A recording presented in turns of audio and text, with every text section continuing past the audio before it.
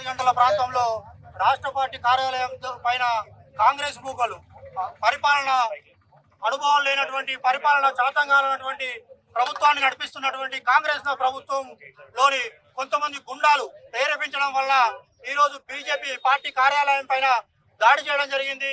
ఆ దాడికి నిరసనగా ఈ రోజు కరీంనగర్ కోర్టు చౌరస్తాలో మేము నిరసన కార్యక్రమం చేయడం జరిగింది.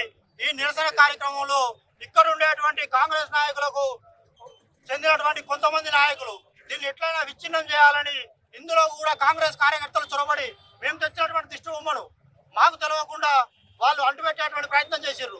దాన్ని సమర్థిస్తున్నటువంటి ఇక్కడ ఉన్నటువంటి కొంతమంది అధికారులు దాన్ని గ్రహించి మా కార్యకర్తలు వెంటనే విడుదల చేయాలి, లేకుంటే రానున్న రోజుల్లో ఈ కాంగ్రెస్ పద్మనాభంలో ఉన్నటువంటి కాంగ్రెస్ భవనాన్ని ఈ రోజు గంట రేపల్లో వదిలిపెట్టలేదు ఉంటే మా రాష్ట్ర పార్టీ నాయకులతోని ఆలోచించి అవసరమైతే గాంధీ భవన్ ఇక్కడ ఉన్నటువంటి కాంగ్రెస్ ఆఫీస్ పైన ముట్టడిస్తాం.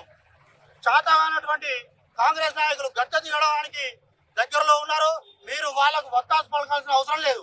కేవలం ఈరోజు ప్రభుత్వాన్ని నడపాలని చాతగానటువంటి కాంగ్రెస్ నాయకులు తెలంగాణలో అధికారంలోకి రాకముందు ప్రజలకు ఇవిస్తామని మోసం చేసినటువంటి నాయకులు కేవలం ప్రజల మూడును డైవర్ట్ చేసేందుకే ఏదో ఒక ఇష్యూ ప్రభుత్వం ఏం చేస్తామని చెప్పుకోలేక ఏం చేయలేనటువంటి నాయకులు ప్రజల మైండ్ సెట్ను ప్రజల మూడును డైవర్ట్ చేసేందుకే ఇలాంటి కార్యక్రమాలు ఇలాంటి కొంతమంది రౌడీలను కాంగ్రెస్ నాయకులు పెంచి పోషించి ఈ 2 నెలల నుంచి జరుగుతున్నటువంటి ఇష్యూలు మొత్తం కేవలం పరిపాలన చేతకాకుండా రైతులకు రుణమాఫీ కానీ, నిరుద్యోగులకు ఇచ్చినటువంటి హామీలు కానీ, తులం బంగారం కానీ, పెళ్లి అయ్యే వాళ్లకు ₹1,00,000 ఇస్తా అన్నటువంటి హామీలు 66 రకాలైనటువంటి హామీలు ఇచ్చి ఫెయిలైనటువంటి ప్రభుత్వం ప్రజలను తప్పుదో పట్టించి డైవర్ట్ చేసేందుకే ఈ రోజు ఇలాంటి దాడులు గురుకులాలలో రాష్ట్ర వ్యాప్తంగా ఇప్పటికీ దాదాపుగా 50 నుంచి 55 మంది చనిపోయారు.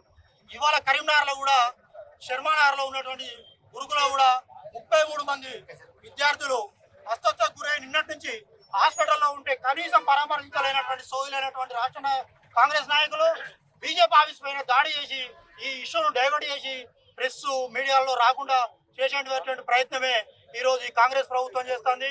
రేవంత్ రెడ్డి గారికి పరిపాలన చేత కాదు, ఆ కాంగ్రెస్ నాయకులకు కూడా పరిపాలన చేతనయ్యేటువంటి పరిస్థితి కూడా లేదు. కేవలం టాపిక్ డైవర్ట్ చేసి కాలయాపన చేయడానికే ఈ కాంగ్రెస్ ప్రభుత్వం ఇలాంటి ప్రోగ్రామ్స్ చేస్తుందని అంటున్నాం.